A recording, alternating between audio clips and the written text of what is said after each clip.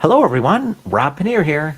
It's hockey time, and that means that there is a lot to do for Field Pass. Plus, I run a ministry, and I'm currently working on my doctorate. I have a lot to do already, but wouldn't you know, my wife would like more than 5 minutes of my time each day. I need to ensure that I am at my absolute best, and this is where Pure Energy has been a godsend. Pure is made of all natural products and helps to boost my energy while also helping me to think more clearly. I am getting more done than ever before, and there is no big letdown with Pure. I get 6 to 8 hours of great energy and clear thinking at a cost that is far less than you pay for store bought energy drinks. Plus, Pure is actually good for your health. If you're looking to energize your day and get more done, then you need a dose of the Pure Performance. To find out more, go to thepureperformance.com and fill out the request form.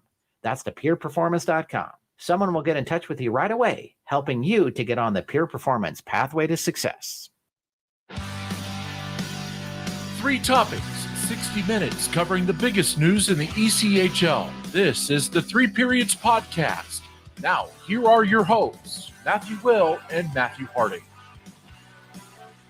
And for the final time in 2021, welcome into the 3 Periods Podcast, where we'll sit down and take a look at not only this week in the ECHL, but what has been a crazy 2021 here in the AA Hockey League. On this side of me is Matthew Harding. I'm Matthew Will. How you doing, man? What's going on, bud? How was your Christmas? It was good. It was all good. Every year you cherish the time just a little bit more. So Yeah, good. One thing that you didn't expect to get for Christmas that you got? Ooh. I got the brand new Bill Snyder, like kind of autobiography that Scott Fritchen sat down and wrote with him Okay. about his like coaching life and the bridge between his college years and then when he actually became a coach. So I'm excited to dig into that. So Nice. The weather nerd in me was really excited to open up more weather books. There's an author who writes forecasting tricks of the trade and things like that. So I got those books, and the wife got hooked up big time. I spent more on my wife for birthdays and for her birthday and Christmas than I ever have before. Like, we've been together 16 years, and that's the most I've ever spent on her. ain't that the best? I guess. We'll see. We'll see when the credit card bills roll in next month. But it was good to call a game with you the other night. You and I had a chance to call the Tulsa Wichita game, and because I like to live vicariously through the host on the other side of the monitor and share these experiences with you. You and I have done a lot together in our 4 years working together. What was that experience like? Every time I get a new opportunity like that, there's the whole day is just a little bit different because you're always preparing in a different way. To be honest, the whole day I was scared that I was going to get a notification the game was going to get postponed. That was the scariest thing for me. But the second the headset went on, it was just another game. And calling games with you is easy because I think you and I can make a conversation enough that it's more conversation than it is really commentary.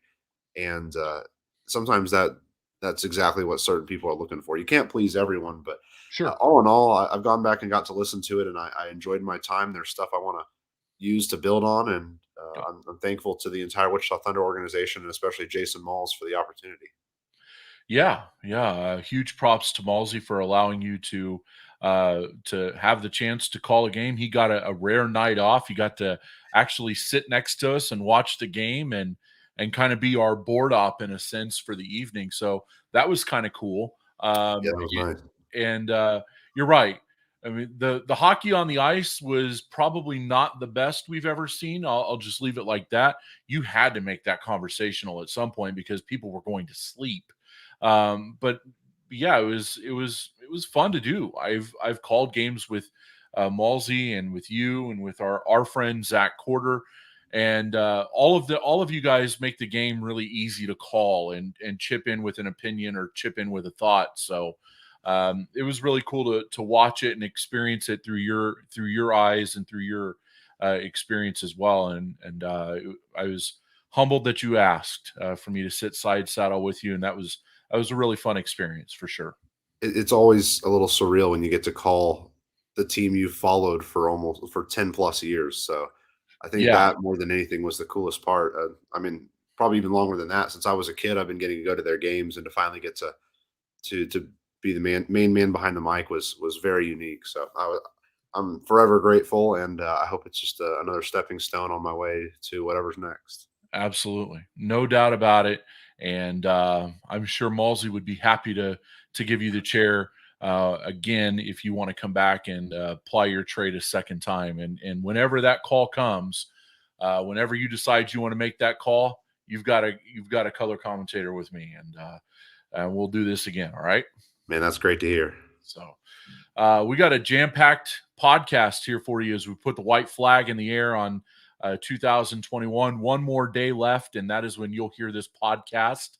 And then we will throw the checkers in the air tomorrow night and kick open 2022. But before that, let's go ahead and open up our first period of play here this evening. We've got a lot to talk about with a lot happening in the last week of ECHL hockey. Not only do we have the continuation of preparations for the All-Star Game in Jacksonville, which you and I had kind of kicked around last week, whether it should be called off or not.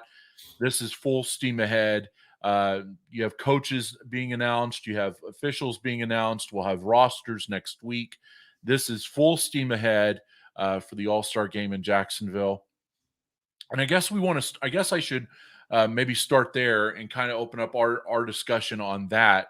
Does it surprise you that the league is all in and all systems go for a potential for the All-Star Game coming up here in about 19 days? I think even before the league really got hit with this next round of COVID, they had already bought in. I think it didn't really matter what the next month and a half looked like, and they're proving that now. I think as soon as they announced the Hall of Fame class, they were full steam ahead. At that point, it's very hard to pull anything out from that. So I'm pleased to see that they're starting to go forward and getting the next pieces out. So we've got coaches and, like you mentioned, officials as well today, which means really the only thing left is players. So I expect that in the coming weeks we're just going to see more of that come together. But it's been now firmly proven that they have been planning on for sure doing this since probably about a month ago. Yeah, I would agree. I said this last week. I think that the train was too far down the tracks Absolutely. to pull that back off now, and just everything. It would have cost more money to cancel or postpone the All-Star Game than it would have to actually just play it. So I think that they've far surpassed that point of no return for the ECHL. That said, there are some storylines heading into that game, though, heading into that event. Not necessarily a game. It is a game, but it's more of an event than anything. And we'll talk about taxi squads coming up here in just a few moments. But yeah, I agree with you. Once they announced the Hall of Fame class, where everything was going to be on that Sunday afternoon and things like that was really the point of no return. Like, we're not, regardless of what happens, this is going to happen. You just, do what you can. Well, before we really get into your and I's thoughts on the taxi squad talk, first we'll mention that you hit it right on the nose last week. Eric Wellwood, Dan Watson, your two coaches for the All-Star events, kind of exactly what we expected. The two coaches that are topping the two sides, two amazing men that are going to be leading the way. Yeah. These are the type of guys you want leading these young players. Yeah, I was a little surprised, honestly, that Ryan Kanazowicz from Utah was not selected. and I'll have to go back and actually look at the league press release to see when it was exactly that they looked at the winning percentage for each of those coaches. And it may have been that Ryan Kanazowicz turned that down. I don't know. But I believe Utah was a point better than Toledo at the Christmas break. It doesn't really matter, though. This is a great opportunity for both Eric Wellwood and for Dan Watson. You and I have had a chance to talk to Dan earlier this year on the podcast, and you could just tell what an accomplishment like that means to him. So, and I would think that if you were to ask Eric Wellwood those same questions, like what does this mean to you? What are you hoping to take from it? I think that he would say much the same thing that Dan Watson would there in Toledo. No surprise that it's Newfoundland and Toledo representing it. These have been two clubs that almost feel like they're heading back to a Kelly Cup final rematch here in about 6 months' time. A lot of hockey left to play before that happens, though. But these are two of the best teams in the league right now, and their coaches deserve the accolades that are showered upon them to be the respective coaches for the All-Star team. If you're with us tonight, it was today. If you're listening to us on Friday, it was yesterday. The league announced Jacob Rukecki and Riley Yurkovich will be the two officials for the All-Star Classic, while Scott Singer and Ben Shiley are named the two linesmen. We got to talk with Stephen Thompson a couple weeks ago and got to hear a little bit of what he was looking at for when he gets to name guys help name guys to the All-Star Classic. These are four names that a lot of people are familiar with in this league, and this is, once again, like you mentioned, based off merits, and these guys have worked hard to get here. Yeah, absolutely. And we've seen enough of Jake Rikuki and Riley Yurkovich come through Wichita to know that the kind of games that they call, and these are two very level-headed officials.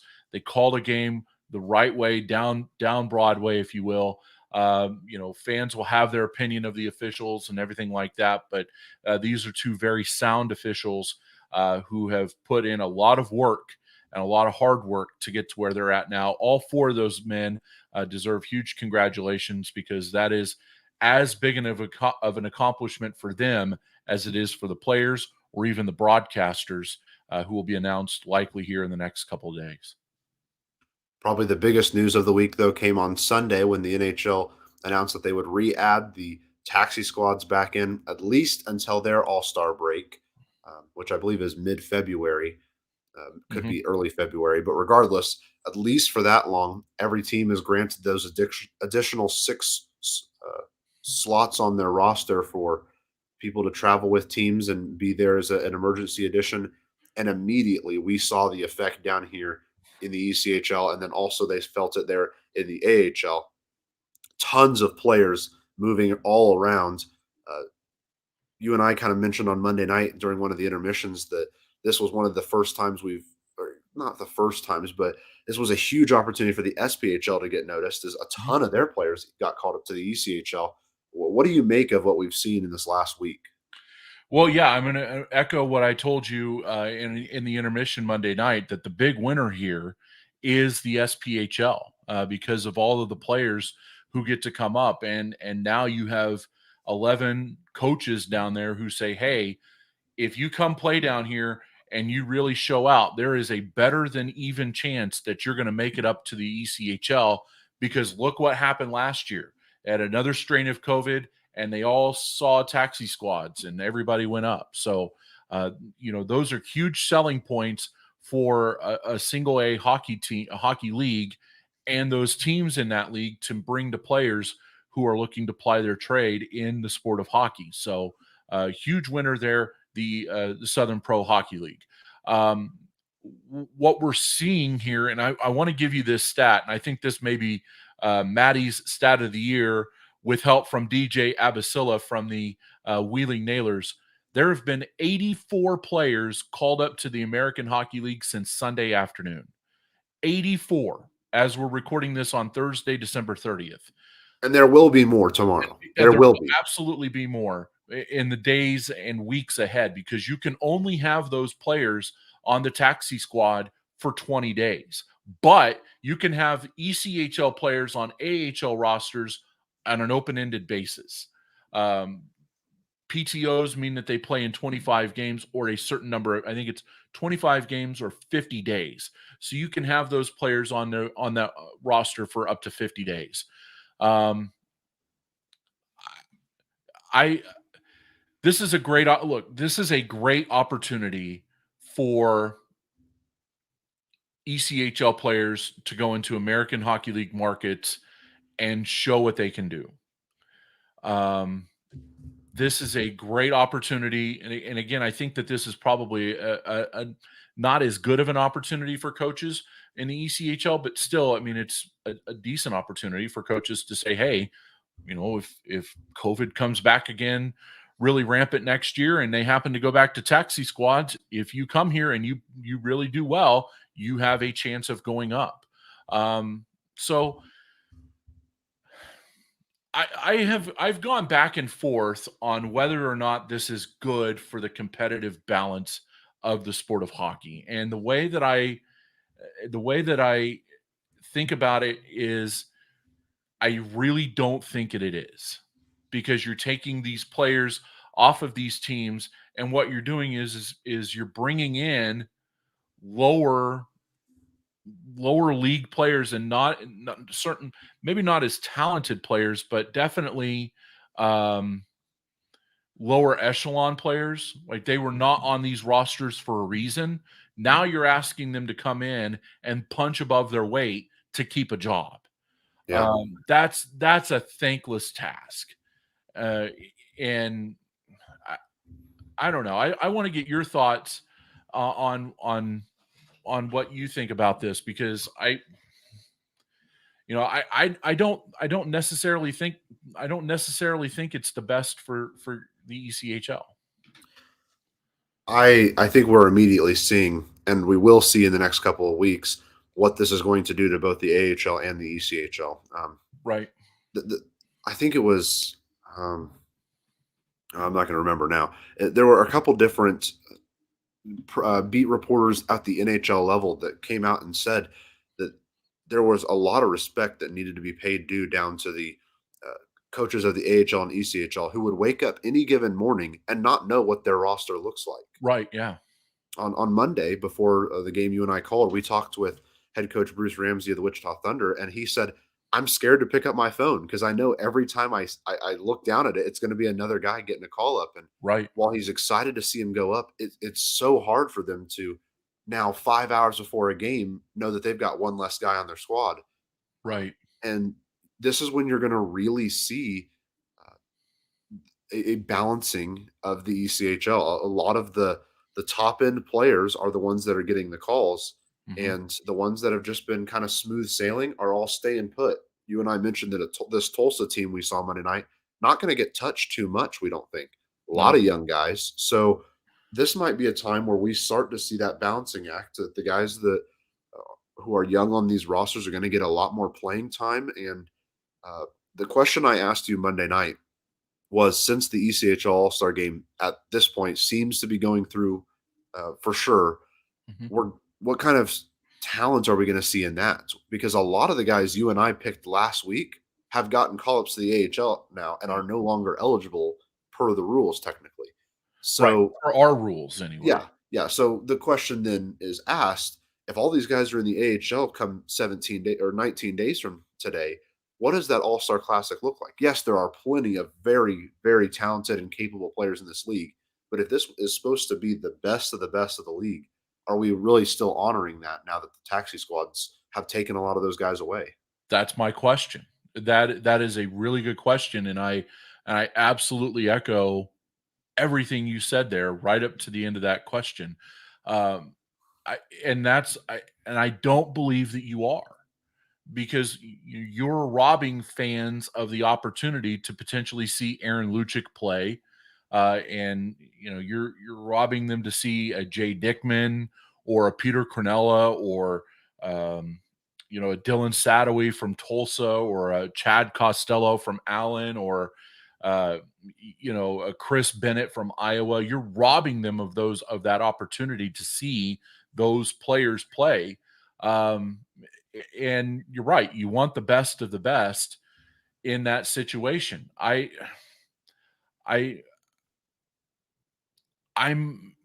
think you're going to, if you're picking those teams, you now have to go back to the second, third, or fourth best player on that roster to see, one, if they're available, and two, you have to go back in there and see if it's worth bringing them up. Like, I mean, there may be some players who opt out of the All-Star game simply because of the COVID situation. Absolutely. Cases are exploding in Florida. Well, it's another question I asked you Monday night. If you've got one of every team coming to this event and an outbreak happens to happen in one of those locker rooms, that's potentially half of the league that now has to take breaks. Correct. You're looking at what could halt the season for almost a week or two. So correct. That also has to be in the back of the minds of some of these players. And never mind the fact that if the Fan Fest goes like it has generally in the past, you're going to have players out there meeting with fans and signing autographs and things like that on that Sunday afternoon in Jacksonville. So what then? If somebody gets sick then, well, you're going to have to quarantine them in the hotel, but you're only quarantining them for 5 days potentially, depending on their vaccination status. I mean, at some point the ends do not justify the means.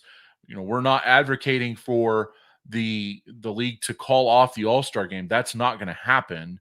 What we're bringing up here are some of the other ancillary items that come from, one, a mass call-up of players.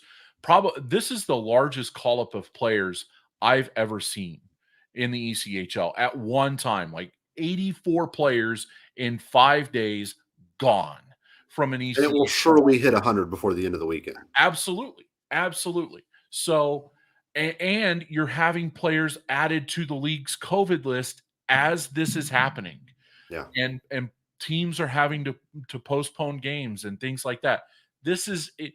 It almost feels like you have the ingredients for a perfect storm coming. I hope I'm wrong. I sincerely hope I am wrong. But you're right.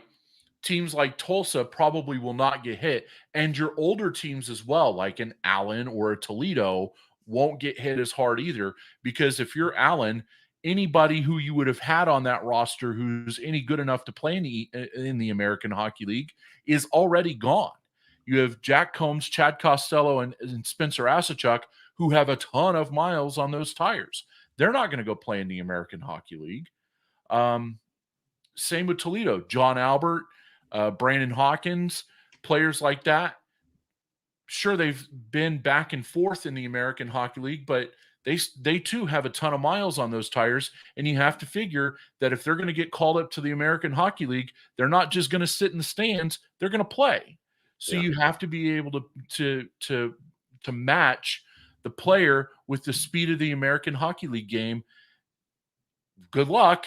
And I think that's why you're seeing a lot of these rookies, second, third, and fourth year players making that move to the American Hockey League as opposed to the grizzled veterans. And I think ultimately the teams who have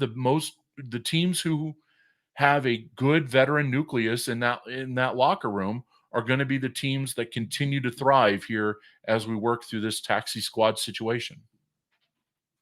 Well, we'll make sure that we also mention, we understand why the taxi squad is in effect. Yes. Even the NHL is having trouble. They're probably up to 65, almost 70 games now that have been postponed. Right. In the American Hockey League, from what Tony Androkidis of Inside AHL Hockey reported earlier on Thursday, the American Hockey League was at 50 games entering tonight, and there were games postponed through the weekend. That number is going up as well. And the ECHL, it almost feels like, I'm just going to say it again, because we've seen what happens in the National Hockey League, we're seeing it in the American Hockey League, and they had a call earlier today as to whether to extend the season out another 2 weeks. you have to think, just by knowing what is happening above, that is coming. And I get it. Like, we understand why the taxi squads are there, but let me ask you this. Do you see a time this season when the taxi squads go away? I highly doubt it. The same way. There is no way that the NHL tries to go the entire season without it. No. I don't see it happening. And it's just going to make it that much tougher. I doubt it happens, but I wonder if one of the conversations in the AHL is if they should have some sort of setup where they can have a couple extra guys available as well, which would further hurt the ECHL. Yeah. Yeah. I mean, because at the end of the day, you're bringing in at the end of the day, we're going to reach a point where this well is dry. Yeah. We're going to reach it pretty soon, I believe, or we're going to have a flood of college players coming into this mix here in about 2 months, 2 to 2.5 months. So I hope that well doesn't go dry before then, but I think realistically that is a decent chance of happening. I mean, especially if the American Hockey League takes on a pseudo version of a taxi squad. There goes, for you and I who cover the Wichita Thunder, there goes Jay Dickman, there goes Peter Cronella, there goes Evan Beitenheis, there goes Matteo Gennaro, there goes Tim Soderlund. 5 players on that Thunder squad are gone, and they were gone. That started 3 weeks ago. And there's probably 3 or 4 in waiting. Yeah. You expand that. You take that American Hockey League and you say, okay, now because we need the season to get to we need the season to be played here. We can't shorten the season. We can extend it a week to 10 days, and we'll give you 3 extra players as a roster emergency. They're going to call up players and sign players and all of that from everywhere. And you're right. On a Wichita Thunder roster, there probably are 2 or 3 players sitting on that roster ready to go if there are another wave of call-ups. It feels just like if you're looking at Wichita, a Braden Watts or a Dean Stewart or a Cam Clark. Well, Dean Stewart's an American Hockey League contract with Manitoba. Exactly. And if they were able to have those additional seats, it would be crazy for them not to call him back up. So absolutely. I don't know if that's something that's even being discussed in the AHL, but if it is, it would just further hurt. You would have to think it's being discussed, given the degree of the COVID situation up there in that league. And Tony is one of the better American Hockey League writers. I'm partial to our staff. They do a really good job. Tony's one of the better ones. And he had a really good breakdown in that article on his website earlier on Thursday. There are a whole bunch of COVID situations going on in that league right now. You'd be foolish not to have that conversation and say, hey, what do we need to do? What is the minimum number of players that we need to play with? And how do we do this with a pseudo taxi squad setup? Maybe we give you instead of 6, where that's 2 for every, that's a whole line plus a goalie. Maybe we give you 3, 1 for each position. And then what happens? That's the next thing. But man, this is going to put a tremendous strain on ECHL head coaches and SPHL head coaches as well. Because not only are these coaches responsible for bringing in the next player, but they're also responsible for winning games. And I think if you and I had a better relationship with Bruce Ramsey, I think one of the better questions we would ask is, at some point, given the roster that you have, is it more about maintaining the roster and fielding a team than it is winning games? At what point does that switch flip? And I think for some franchises in the ECHL, we're getting very close to that point. For others, maybe not, because we're going to see here that the good teams stay good. And if you have the resources to bring players over, you're going to use those resources. They're going to be there. The Fort Waynes, Toledos, Allens, insert team here of the world. The good teams are going to stay good, but the teams who really rely on their affiliates for good players, Wichita, Wheeling, they're going to really struggle. And at some point, that question in the back of a coach's mind is got to be asked. At what point is this just about maintaining a roster and fielding a roster versus winning games? I'm sure that in the coming weeks, we're going to have a little bit more of a clearer picture. There's never going to be a perfectly clear picture. No. But we might see in the next couple weeks some of this start to take point. Of course, we'll let you know if we know anything about it or if we see anything particular about it. We've let you know what we know about it so far, at least. And if you want more, you can go. If you've got a Flow Hockey membership, you can go on a Monday night's Wichita Thunder Tulsa game. And during the first intermission, you and I had another good talk about that. Yep. Before we use our whole hour on COVID talk, we'll make sure to give you what we promised, and we can ring in the new year almost. First, we've got to look at one of the most historic years in ECHL history here in the second period. I'll bounce back to even before the new year, December 11th, the season started last year. That's first of all. Yeah. So 18 days ago, a year ago, we started the year. And now we're sitting here almost halfway through our season. It's just weird to think about all of that. The season begins with just 13 teams. February 12th, a couple months later, Fort Wayne would join. And I remember sitting down with you on the 9th, 10th, 11th before that season started. And you're like, there's no way we get a full season in. Yeah. I mean, it just felt like there was no way. June 5th, the regular season ends, and almost every team had to postpone or cancel at least one game, but almost every team played at least probably 65 of their 72 games. Yeah. And we're going to look back at this in 15, 20, 25 years. God forbid we're not dealing with COVID at that point in time like we are now. But I didn't think I'd be saying that a year ago either. We're going to look back at the 2020 ECHL season, 2020, 2021 ECHL season, and we're going to look at that and go, how the hell did they do it?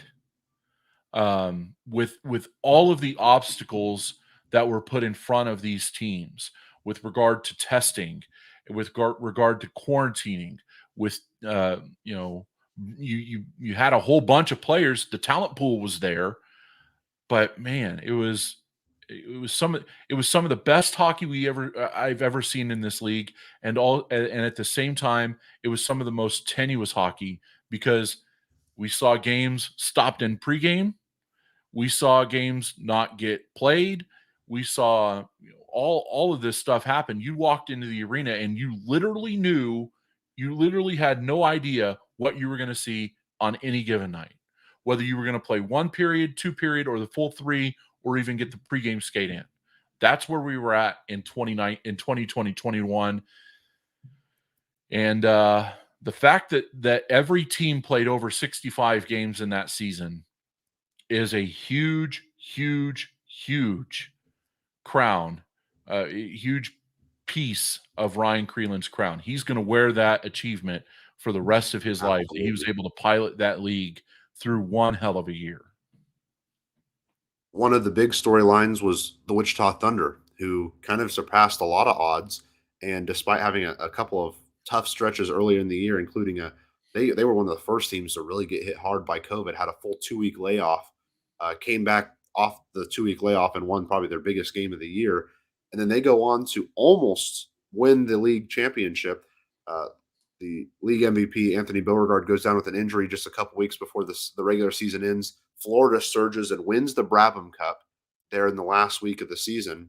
And it then leads me to ask the question, what your biggest regular season surprise was. The first three that I'm just going to list for you, can be something else, was Wichita almost winning the Brabham, Orlando falling out of their playoff spot in the last couple of weeks as South Carolina came up and stole it, or that all but two teams finished over 500. Well,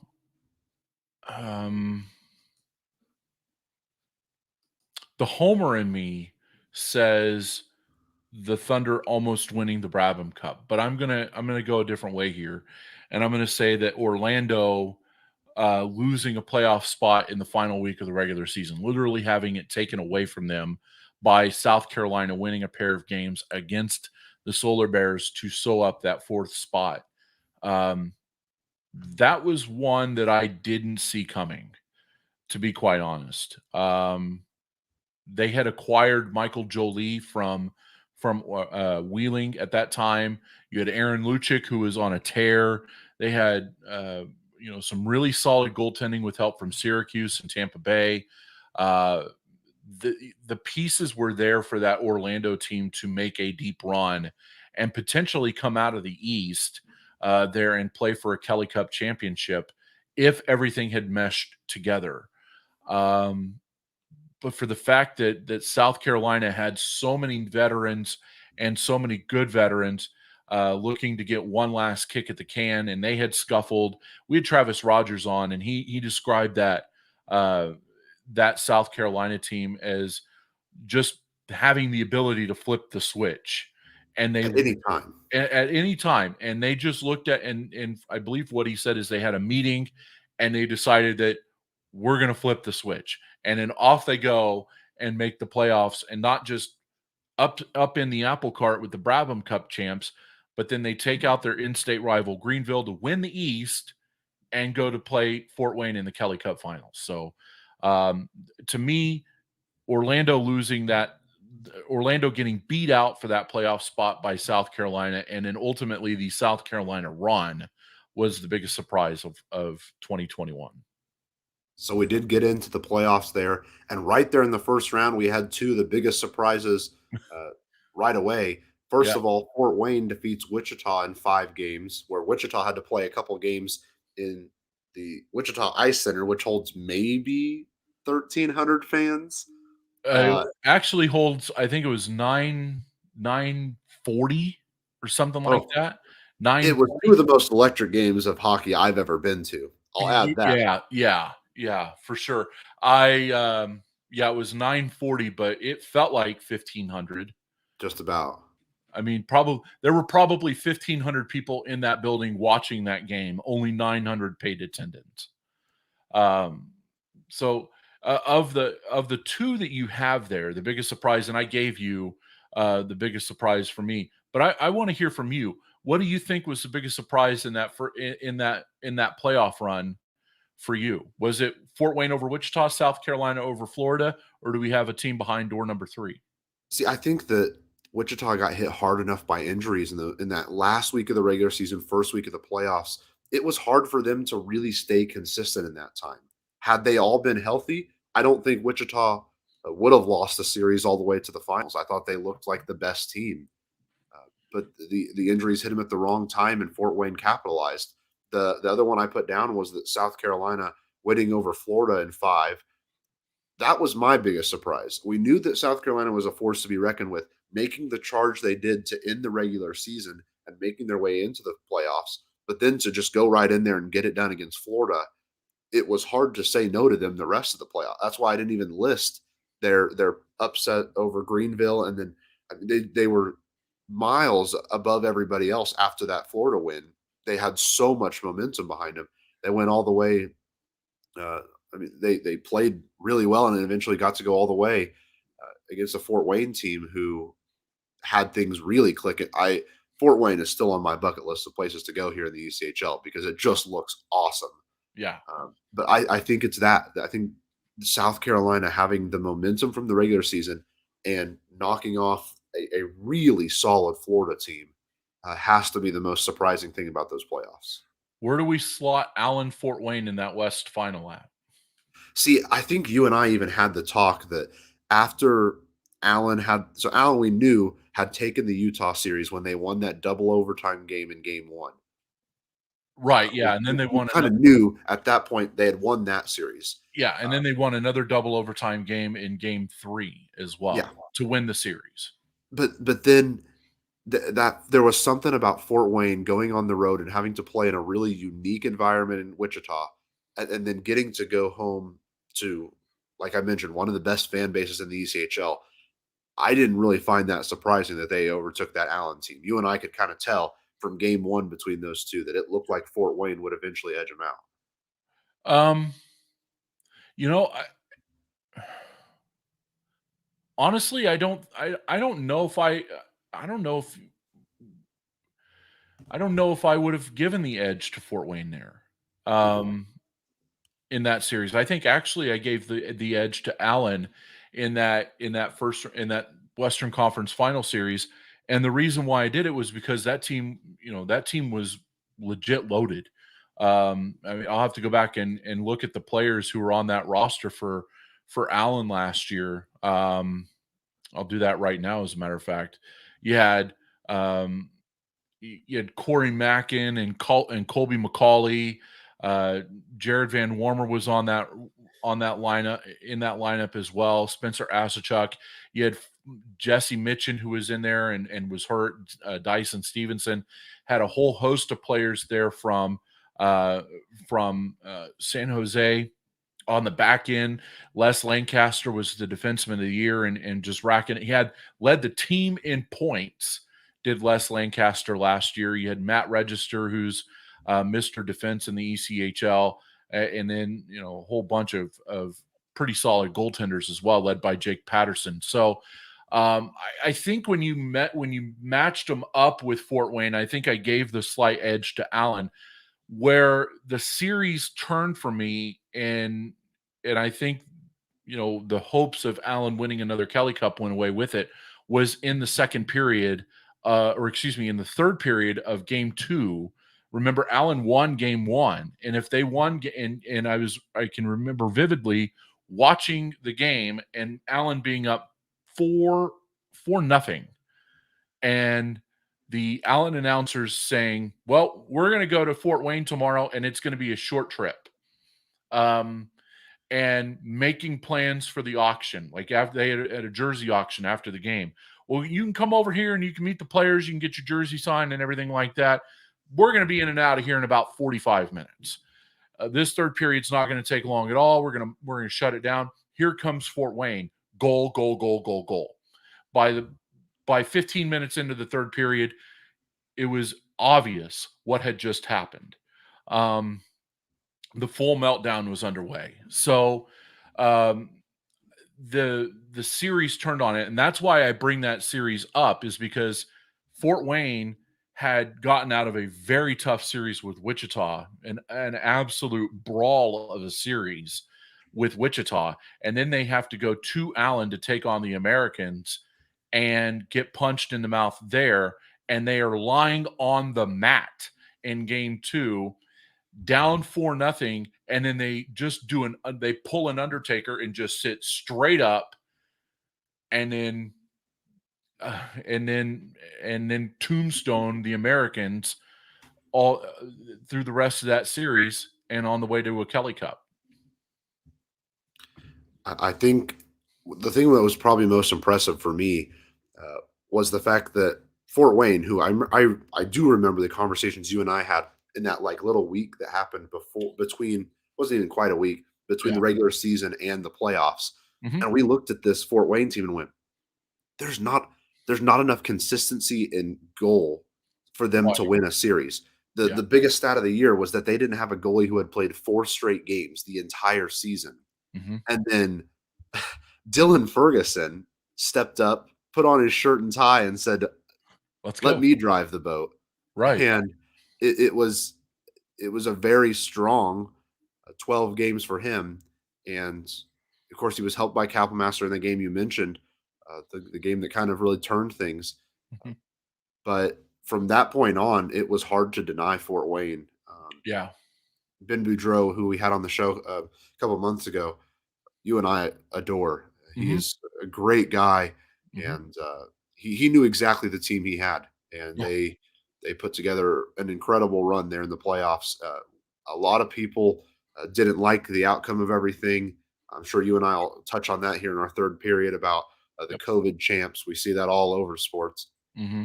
But regardless, this is a team that laced them up like everybody else and won probably one of the hardest ECHL Kelly Cup championships of all time.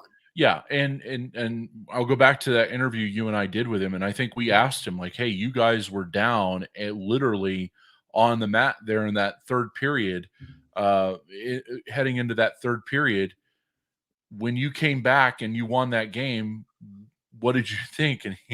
And I think he literally just said, "We felt like we won the cup that night."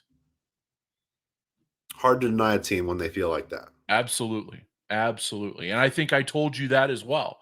Just essentially, Fort Wayne just won this championship. And it was based on that night in Allen that very few will ever forget. One of the biggest comebacks there in playoff history there in North Texas last June. Well, following that and all of the excitement of the Kelly Cup Championship, we had the shortest offseason in ECHL history, which included a major player exodus to Europe. A lot of these good players got the opportunity once borders opened up and Europe opened up to go play over there. For a lot of them, that's the best step in their careers to go do that. And it made recruiting over here a lot more difficult for some coaches. We heard that from a whole slew of coaches throughout this year so far, that it was just a little different. You had to look in different places. You had to be a little more creative in your recruiting. But lo and behold, October 21st, we dropped the puck on a new season and even had 2 expansion teams in all of this chaos with the Trois-Rivières Lions and Iowa Heartlanders. And now we've added another team for the next season. In a span of 4 or 5 months, we went from completing one of the hardest seasons in ECHL history to being back in full swing, adding 2 teams, and really feeling like, this all feels good. Of course, this was all before a couple weeks ago when we got hit by this new COVID variant. But it felt like for a month there, hey, things are going pretty smooth. Yeah, it really did, didn't it? League's back to playing. People are back in buildings, and we're putting big time numbers up. We've had 5 up until this point. We've had 5 games this year with over 10,000 in attendance, including the Sunday night Winterfest game between Toledo and Kalamazoo. So that was huge. Man, it did feel good there, but to the point that you alluded to here in the last 3 weeks of the year, now we're sitting back here again wondering what's going to happen with this Omicron variant as we head into the winter. But definitely good times there as you headed down the stretch through October and headed toward Turkey Day. You had a feeling that the league was in a good spot. It still is. They're going to be playing hockey for another at least 3 years. They've renewed their CBA with the PHPA, and it's the future's bright in this league, no doubt about it. You're going to move into a new market here in 23 with 2022 with Savannah, and then you now have the Trois-Rivières Lions and Heartlanders continuing their seasons and their experiences. Outside of COVID, life's pretty good in the ECHL. And then, of course, there in the middle of November, things really started getting into full swing for the AllStar Classic. The 2022 ECHL Hall of Fame class is announced with Ray Harris, Brett Moretti, Joel Martin, and Tim Nowak.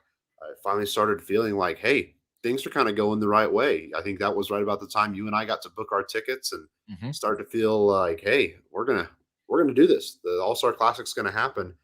And then everything changed a couple weeks into December when I think it was Adirondack was the first team to really get hit down in this league.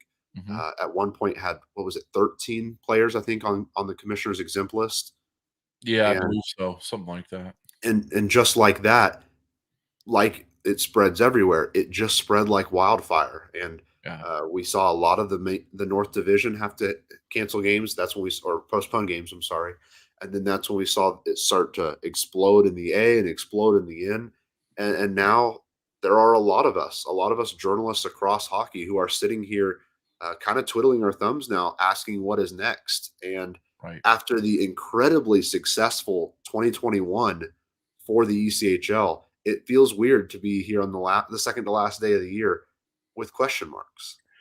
It almost feels like we're walking on eggshells, doesn't it? Yeah. like you're afraid to, crack that egg because you don't know if you're going to step into a yolk or something else here. So, um, hopefully, um, hopefully the league's health and safety mitigation protocols have worked. Uh, they've obviously worked to an extent that we're getting back to games fairly quickly after the outbreak is over, but hopefully those mitigation protocols are enough to keep the number of games from being lost at a minimum in this league. And I'm all for if they have to extend the season for a week or 10 days or 2 weeks. I'm all for it if it gets us to the right place where we're able to go and watch a complete full playoff with a deserving champion, a worthy champion awarded at the end, and we don't lose another season like we did in 2020. So and I don't think that at any point, that we're going to get to a point where the ECHL is going to have to shut down. We're not looking at that again like we were in March of 2020. I think we just need to the league needs to rely on the health and safety protocols they've put in place. The science on this continues to emerge daily. We're now finding that you can quarantine for less time and go back to work and sooner. We're hopefully going to see that play a factor here in the coming weeks and months here in the minor league hockey world. But until that happens, and until that time, you just kind of got to walk around on eggshells here a little bit. Well, I'll make sure we end our year in review with a high. You mentioned it Sunday night, and then later on this weekend we get the one of the best events of the entire season with Winterfest there in Toledo. Over 11,000 fans packed in the baseball stadium there on Sunday night to watch an outdoor hockey game. It's one of the coolest things out there. I believe the Winter Classic in the NHL this weekend is expecting minus 10-degree temperatures in Minnesota. Yeah. Which is just hockey weather. But it feels good to at least end the year knowing that we still get to do one of those great events. Absolutely. And it is, kudos to the people in Toledo who get to go out and watch that. I'm extremely jealous. And if I weren't, preparing for a winter storm here as well with my day job, I'd probably be on a flight to Toledo and go see that game. That looks like just a tremendously fun event to go watch. And I hope, and I know we'll get to this here in our next segment. I hope that we see this again sooner rather than later, and in other places than Toledo. That's their deal, and they've done really well at perfecting it. But I would like to see it in other places as well. Absolutely. And there are a ton of markets that you and I have at least got to talk to that want to do it. Yeah. And it's becoming more and more realistic as we go forward. So it Yeah. would be really cool to see the spread that across the ECHL. Absolutely. Well, those are our highs and, of course, some lows of the 2021 year in review of the ECHL. If you have more pieces that you'd like mentioned or that you want to make sure you bring up, let us know. You can hit us up on Twitter at 3periodspod, or if you're watching live right now, throw it in the comments, and we'd love to hear from you as well. But we will flip the page to our third period, which lets us turn a little bit more personal with our final couple of days here of 2021 here in our lives and in the ECHL. And of course, it wouldn't be right to send you on your way at the end of 2021 without some picks to click. That's right. So I don't know if I think you obviously saw this because I put it in our chat earlier today. But earlier this week, if you were around Times Square, you were able to fill out a card and put it in a trash can, I guess. And the fire department burned it, and they call it Good Riddance Day. It actually just happened on Tuesday, if I remember right. So what I'd like to do early on here in this third period before we get to the picks, are some of the things you would like to say good riddance to for this year? Well, I made sure I kept mine all hockey related. The first one's not ECHL per se, and I'll try to make sure we keep this brief because we could go on for probably another hour about this. But I want to say good riddance to the awful handling by the IIHF of the World Juniors and U18 women's championships. The Yes. fact that we outright canceled the women's championships, yet still tried to play the World Juniors and then ended up canceling it midway through is awful.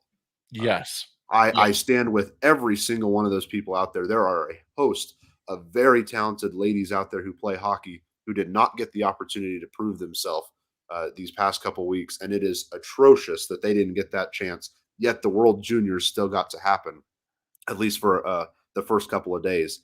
Right. Like I mentioned, you and I could probably go on and on about this, but Yeah. I would love to say good riddance to that and make sure that if we're going to try to hold one, we need to try to hold them all. Absolutely. And I will say this as well. IIHF, if you're going to try and do this, make sure you put the players in hotels that you buy out and you don't have weddings held in. Please. Thank you. That's all I'm going to say. And by the way, give the women their damn tournament. Absolutely. We could go on and on. It was awful to see all that happen this week. Let me ask you this. If they play this in the summer, because I think Gord Millard actually from TSN up in Canada had actually said that they're looking at and are likely to play these tournaments later this summer. If they play it this summer, is that as good for you as watching it over New Year's? There's something special about watching it over New Year's because these players really get the stage. Now, I think that's still going to be true if we play it over the summer. There won't be a lot of hockey going on other than playoffs, of course. But you've got to make sure you put it at a time where these players are still getting their due respect. Right. I think this time of year really works well for them because scouts are not worried about, okay, we've got the playoffs coming, and teams are not worried about, we've got the playoffs coming up, we've got this. It's a time of the year that they can really devote their efforts into some scouting into these different tournaments. So that's where it gets tough in the summer. If they are going to try to do it, awesome. I just want to make sure that everybody gets to have their own opportunities to do this. There were a lot of heartbroken people. Yeah, I would agree with that. If you're going to hold these tournaments, do it after the NHL draft, do it after free agency, and do not hold them during the playoffs because you won't get the audience. No. And the beautiful part about the World Juniors and the U18 Women's Championship is the fact that you get to go watch some really good, young, hungry hockey players play the game. No offense to Connor McDonald and no offense to Austin Matthews. I've seen you 82 times a year. I have never seen these kids play hockey before. I would rather, and in some circumstances, I'd rather watch the World Junior Championship and the U18 Women's Championship more than I would the NHL. But that's another discussion as well. Make sure that if you hold those tournaments over the summer, it's not around the draft, it's not around free agency, and it's steered clear of the Stanley Cup playoffs. Absolutely.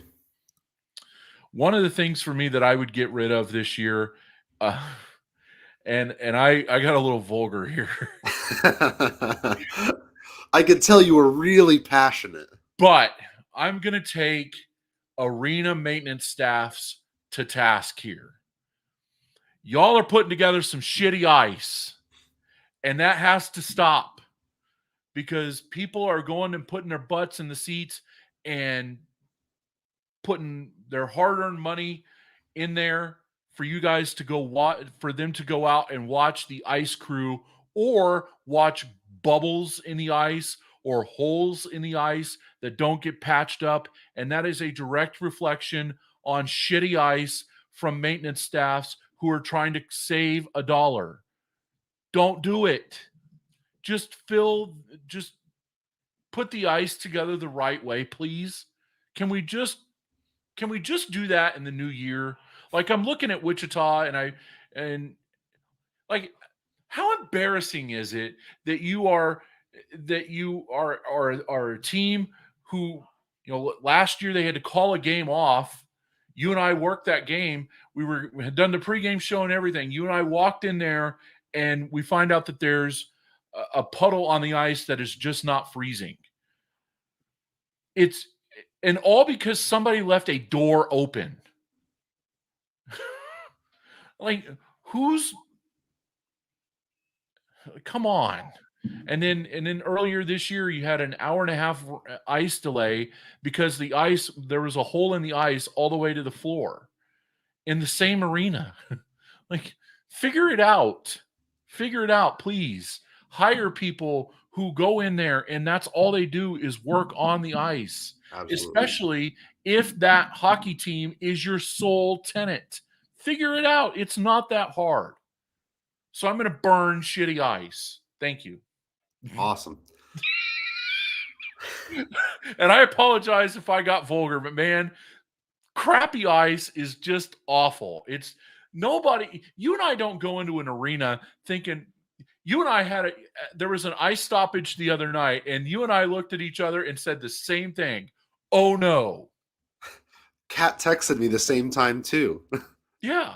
And we both looked at each other. Everyone wondered the second you see people looking down at the ice now in Wichita, people get scared. Right. And that's not the reputation you want. No. And with recruiting being what it is, look at the recruiting side of that. Do you think a player is going to want to come play on ice that has to be worked on all the time? No. Exactly. No. Figure it out. Not just in Wichita, but in other places as well. Like there were multiple places this year that had issues. Right. So figure it out. Absolutely. I'll keep it in the ECHL. I know we were in a special year, and I know things had to get done quick. 5-game playoff series are the worst. Yes. You and I firmly believe that Wichita-Fort Wayne series, for one, could have gone a full 7 games. Absolutely. And there were probably 1 or 2 other series throughout the playoffs that could have. It's okay to eliminate one of the rounds to just get it done a little quicker, but taking away 7-game playoff series was awful. I get why we did it. I understand, but we were robbed of some really good hockey. I guess that was June of 2021. I get why, but that's one that it's getting burned multiple times. Yes, the 5-game playoff series needs to go away. And if you think you want to burn the 5-game playoff series, the SPHL has 3-game playoff series. I couldn't do it. I couldn't do it. No. Like I just couldn't do it. Like, you win game 1, you win the series because you're playing with house money the next 2 games. You go Absolutely. 500. You go 500 the next 2 games, you win the series. Yep, bingo. So, and it takes 9 wins to win a championship. Please, like I get that it's tough to do. Give me 16. Give me 16 W's to a championship. That's the way it needs to be played. I completely agree with you. Hockey can have its 7-game series, and that's what sets it apart from other leagues. I'm going to go back to what you and I had talked about earlier in this segment, and that is with fans saying that that a team won the COVID Cup. And look, a large part of these people who say, well, your team won the COVID Cup, was because you are a fan of a team that did not play last year. But just because your team didn't play, it doesn't make the achievement of the other team any less significant. Fort Wayne still went in there and won a championship, and they still hung a banner, and that team's going to be etched in the memory of the ECHL forever. Thank you very much. And furthermore, just calling it the COVID Cup because the league was down to 13 teams or whatever, it just makes you sound unintelligent and that you just didn't give a rip about the talent level on the ice. You didn't pay attention to the games. You didn't do anything like that. You need to be if you're going to use the COVID Cup line, you need to be a better hockey fan and you need to be doing your research and come at me with something that is not as stupid as that phrase. Send it out to sea. Burn it, please. And you not even mentioning Fort Wayne started the season 2 months later and had to recruit from an even smaller pool. They didn't know 15 minutes before the announcement was made whether they were playing or not. Yeah. And then they had 2 weeks to put together a team? That's incredible. And then they won, and then they went and won the championship. That to me is the biggest achievement in sports all year. You go from not knowing what you're going to do 15 minutes before you make the announcement to winning a championship 6 months later. If that is not a fist on the table moment from that franchise, I don't know what is. Just an incredible moment for Fort Wayne, and all everything aside, like, look, that is one hell of a team last year put together by Ben Boudreau and led by the Franke brothers. That is a tremendous group for them to make that call and then go out and win a championship. 100%. What about you? Yep. My third one is that, I mean, yeah, this might be a little localized, but the lack of hockey weather has got to go. And you, my meteorologist friend, has to be the person who makes sure that they know about it. I don't know who you got to tell, but we need a little bit more snow, a little bit more cold. There were times that you and I were heading to an arena and it was like, it's 75. Yeah. We should not be playing hockey today. No. Like, it was okay in May when you and I were covering games, or in June when we were covering the playoffs, but not in December? Yeah. I think you and I even made a point in May where, like, this is weird. We're covering hockey games in 75-degree weather. Right. And here we are the end of December doing the same thing. Yeah. Like, if our dress code allowed us to wear shorts, I would have worn shorts to cover hockey games. Would have been a khaki shorts and Bahama shirt. Maybe. I don't know. I probably would have walked in there rocking khaki shorts, a t-shirt, and a baseball hat. Kind of like, that's my motif these days. Just a t-shirt and a baseball hat kind of guy. But you're right. We need more hockey weather, and I think we're going to get it this weekend. Looks like it. My Super Doppler 6000 tells me it's going to snow and it's going to be really cold. So I'm looking forward to it.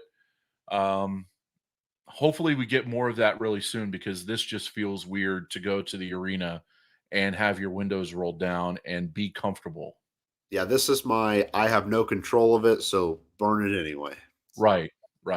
So the final thing for me are the 3 and 4s, the 4 and 5, and the 5 and 7s that we're seeing across the league. And I get that it won't happen, that this burning these and doing away with them, it accomplishes nothing, because it won't ever happen. But especially at the ECHL level, because it requires a condensing of the schedule. But overall, in the course of a season, this happens way too much.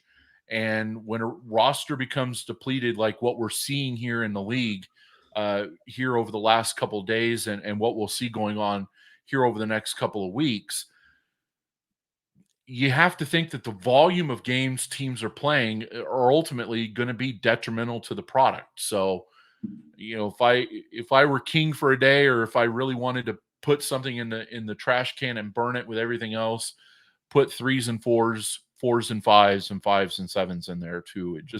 It doesn't do anything for me. Well, with that, we move into the couple of notes you and I have for things we'd like to see in the world of hockey in 2022. First of all, I want to mention that I am incredibly impressed that in the years of COVID, we're adding new teams in every level of hockey. Yeah. Seattle in the NHL, we get the brand. We get Chocella Valley next year in the AHL. 3 teams in the last, or in the 2 years combined in the ECHL. The fact that we are still seeing more new expansion teams despite what we're going through is awesome. The thing I'd like to see in 2022 is the ECHL find 1 or 2 markets that are further to the West Coast. I know that's hard. That's the thing that Ryan Creelan told us at the beginning of the season. He said, that's my number one goal, but it's the hardest thing to do. If they Right. could get their footprint further over there and really become a full league across and inch closer to that full 32 level where all three levels have the full 32, that's the thing I'd like to see. Not them actually hit the 32. That's a huge number to hit. But Right. to find one or two more places that are west of, the Dakotas, Kansas, Oklahoma, Texas, further out that way. Or even if you just add some teams in that Central Plain footprint of That would work Texas, too. Oklahoma, Kansas, points west, and then maybe look at adding a team west of the Rockies. One of the things I want to see is the ECHL maybe going into, if we're going to go down this rabbit hole, go into places like an Oklahoma City and a San Antonio, which had hockey franchises once upon a time. It's going to take a whole lot more legwork to get Oklahoma City back than it would be for San Antonio. But we'll see what happens. But I really love where the ECHL's at right now. I agree with you. We do need to have, a couple more teams out here in the Western footprint. But one of the other things I'd like to see this year is a Savannah Ghost Pirates game. I cannot wait to see that arena on opening night when the Ghost Pirates play down there next year in Savannah. What a market. Man, that place is going to be hopping. I can't wait for crossover night between the Savannah Ghost Pirates and the Savannah Bananas. Oh, might be the hottest place in the United States that night. Oh, no kidding. Savannah Ghost Bananas. Their logo looks like you could put a banana in there. Like the pirate looks banana shaped. It would work. It would work. It would. Absolutely. I can't wait for that. I'm excited to see Savannah come on board. I was excited for Iowa and Trois-Rivières as well. You and I need to get up to Iowa to see a game. Hopefully, we'll be able to do that at some point this year, or if not this year, then next year. But yeah, I would like to see that as well. I can't wait to see. I can't wait to see a game in Savannah next year. My next one is very homerish, but with the addition of Riverfront Stadium in downtown Wichita, I would love to see an outdoor game there. We know that the people in Wichita are eager for it and would love to see it. If they could make it happen, it doesn't really matter where I am in life. I'll find a way to come back because if they could time it with the right weather, it would be an unreal event. Absolutely. I couldn't agree with you more. I could not agree with you more. We've heard that they were close on this. So, we'll see what happens, whether that happens in the future or not. I got to go watch a football game played in that stadium. It was kind of tight football field wise, but I think that it's doable for hockey. And, like I said, I would love to see that as well. It would be huge. It would be a huge crossover between the baseball team in Wichita and the hockey team, which have always felt kind of at odds with each other. And I could never really understand why. Like, I understand why Wichita State and the Wichita Thunder are at odds with each other, but I never understood why professional baseball and professional hockey were always kind of at odds with each other.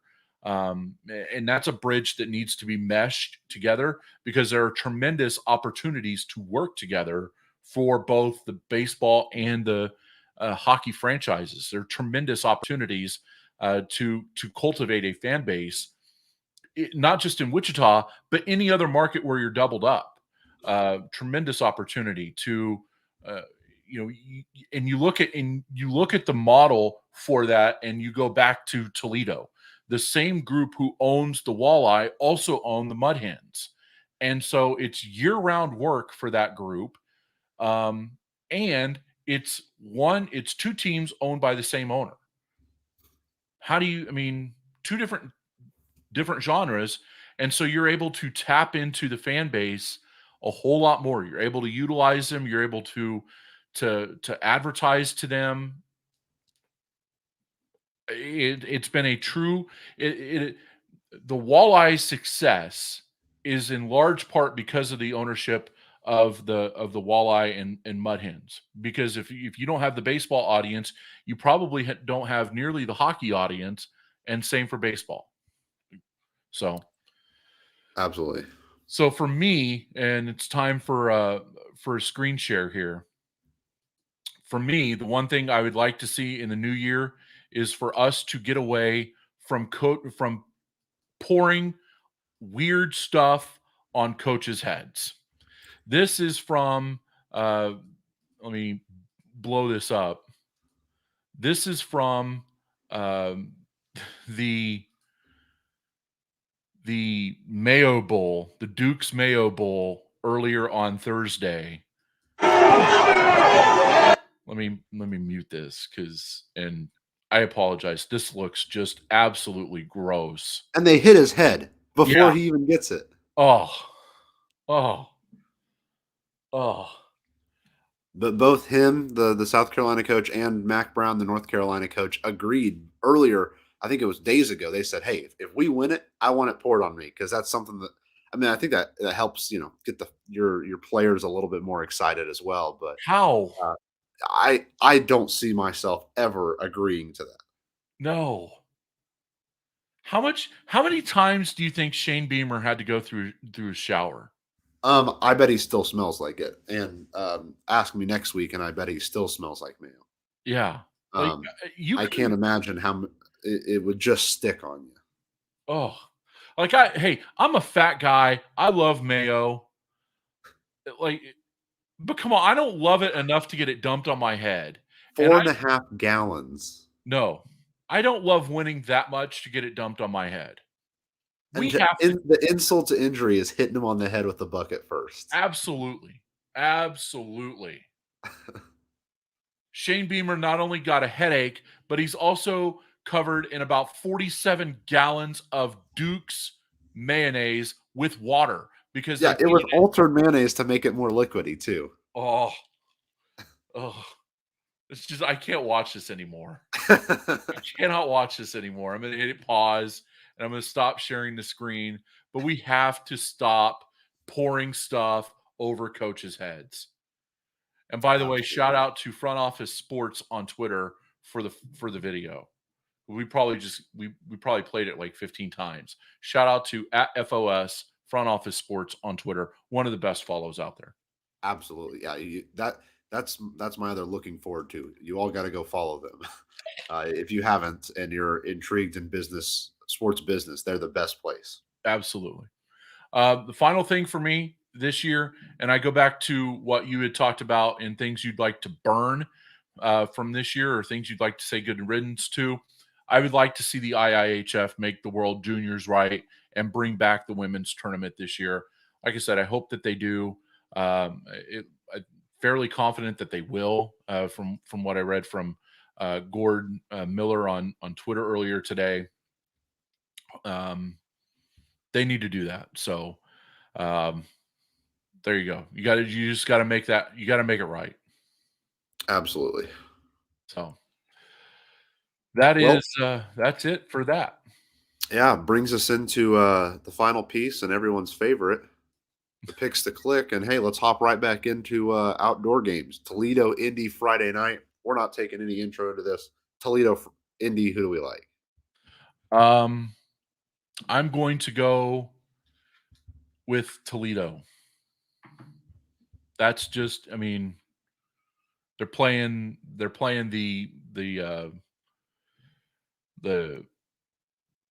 second game of Winterfest at home. No, give me Toledo. Absolutely. Right there with you. No doubt in my mind. Yeah. Which surely means that they're going to lose now that we both feel this confident. Probably so.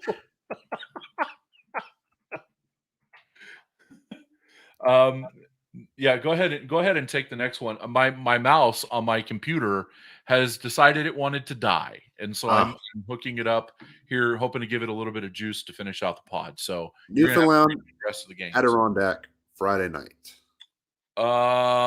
Newfoundland. Yeah, I'm right there with you. I think Newfoundland's got the momentum behind him, while Adirondack can't play a game to save their life. I mean, they're so off and on with some of that, and having to they just got, I think, 5 games rescheduled today. Mhm.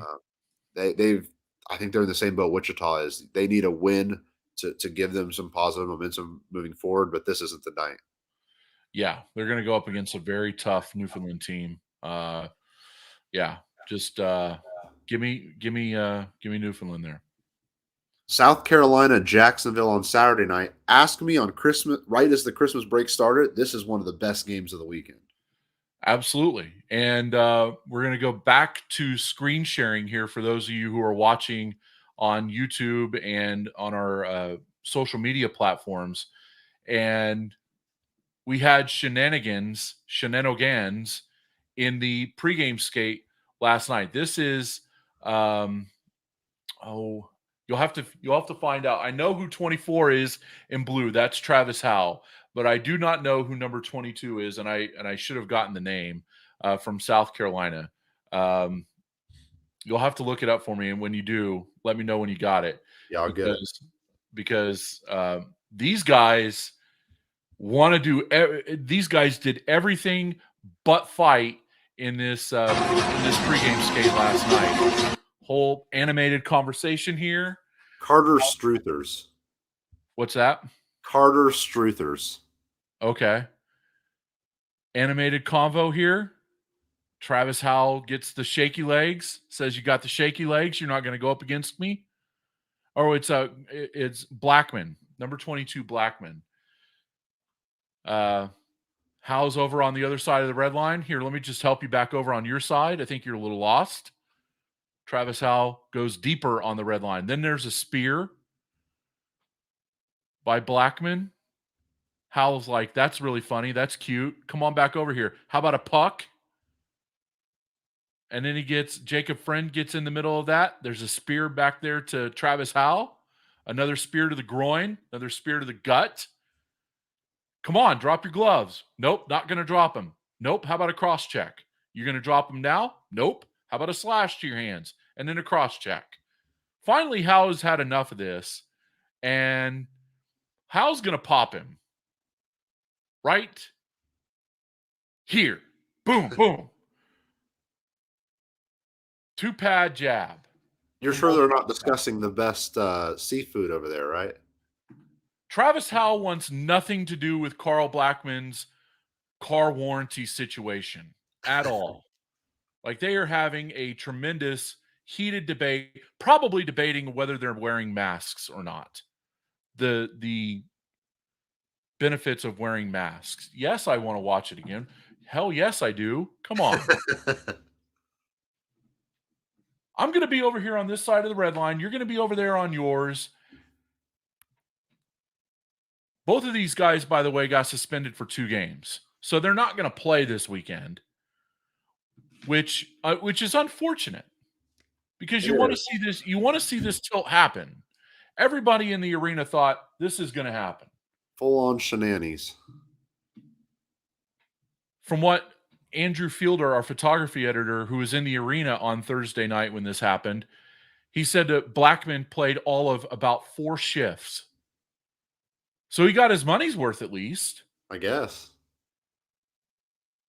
How about a puck? I'm sorry. Yeah. If you shot a puck at me in pregame warmups, I don't care how many times you spear me, I'm dropping you. Yeah, the puck is the one step too far. Yeah. If the 5 spears aren't enough. The 5 spears to the stomach and the nuts, yeah. How does Travis Howe not drop his gloves? He gets him with the 1-2 right there. Boom, boom. Man. I love show and tell. This is tremendous. But anyway, I picked this game. I'm going to go with Jacksonville. Give me Jacksonville I'm right there with in that game. I, I'm right there with you. It's a Jacksonville team that has everything cooking right now. Absolutely. So, Jacksonville in that contest, there's no separation here so far. Maybe we'll get it with Idaho Allen on Yeah, Saturday. we keep it there on Saturday night. Idaho Allen. I like Idaho in this one. Allen got a much needed win Wednesday night against Wichita. Um, I think this is an Allen team that needs one really solid win at home. A big win at home sets this Allen team up to really take control of the Mountain Division, where they currently sit near the bottom. Uh, as for Idaho, it's one of those years like we see a lot with Idaho where they almost put themselves in cruise control, and they'll lose the every third or fourth game, but they're so consistent that at this point oh, they're probably the 2 seed, probably the 1 seed. So if Idaho can get a win, it not only benefits them for the short time being, but I think it sets them up for a really good couple of weeks to start 2022. Um, I'm going to go Allen here. Idaho's dealing with their COVID situation, and their two top goaltenders are gone. So, um, so give me Allen in that contest on Saturday night. Wouldn't be picks to click without a nice Sunday matinee. That's right. Kalamazoo and Tulsa. Ooh. I really, for everything that we say about Tulsa, how their style just puts you to sleep, and they're not terribly physical or anything like that. It works. It Their works. neutral zone game is extraordinary. Yes, they just flustered Wichita to no end on Monday night, and when their forecheck through all three zones is really on, that Tulsa team is scary good. I think that they go into Kalamazoo and they win on Sunday afternoon. I'm right there with you. It's hard to say no to that Tulsa team. Yeah, for sure. So I'm one game behind. I enter the week 1 GB behind you. Only one opportunity to make it up. So we're either going to go 4-1 or something like that. I'm going to end up. I want to get that. I want to cut that in half. I want to be within striking distance of the lead 1 week from now. We'll see what happens. Well, if you stuck with us for an hour and a half, our thanks to you. You're the heroes. Like we said, there's a lot going on with COVID. We'll keep you updated with everything we know in the coming weeks. We do want to say thank you to each and every one of you who has taken time out of your weeks throughout 2021 to take a listen to us. We're eternally grateful for that. We would not be here if it wasn't for you guys. We're very sorry we're not going to be able to cover the All-Star game in person, but we promise that the two of us will do the best we can from our homes come that in a couple weekends down there in Jacksonville. We'll do what we can to give you the best possible coverage. And I hope not to speak for, I probably speak for both of us when I say this. We hope you had a good holiday season. We hope that the new year brings you happy times. You're able to spend time with those who matter to you. Stay inside, unless it's nice out. Go outside. Well, stay safe with all the COVID stuff. Right. Make sure you look out for yourself. We love each and every one of you, and we wouldn't be here without you. Absolutely. And thank you to all of the guests we've had on this year. We've had some really good guests. ECHL Commissioner Ryan Creelan, Manager of Officiating Operations Steve Thompson.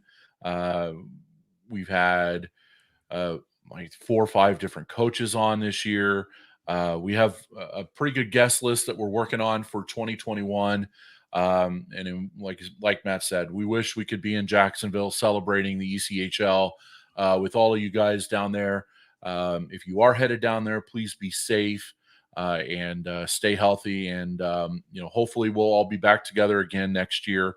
And Field Pass will be back there on site covering the 2023 ECHL AllStar Classic. It's hard to believe it's 2022 already, but here we are in about 26 hours or so. We're going to put the button on 2021 and open up 2022. So I'm eternally grateful to everybody who's listened, all of the guests we've had this year. I'm really grateful for you, my friend, on the other side over here. You're in the right box tonight.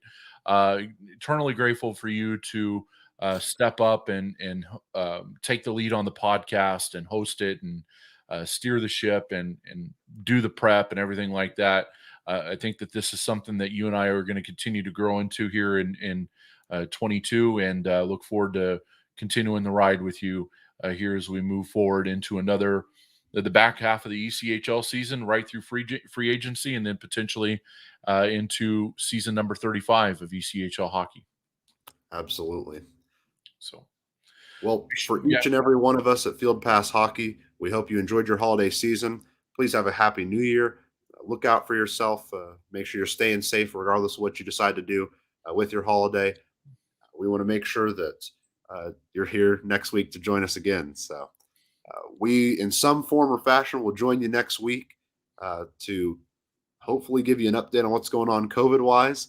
But regardless, we'll be here to help you out. Enjoy your weekend. Thanks for tuning in to the very last edition of 2021 Three Periods Podcast Action. We'll be back next year. Only time I get to say that. We'll be back next year with another podcast. For Matthew Harding, I'm Matthew Will. Thanks for joining us. See you later.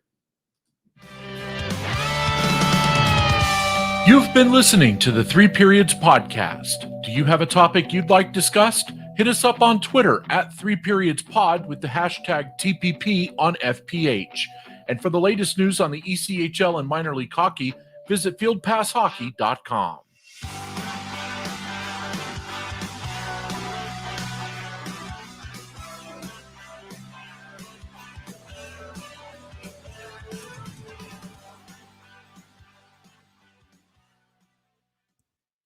They're going home. I'm a man. I'm 40.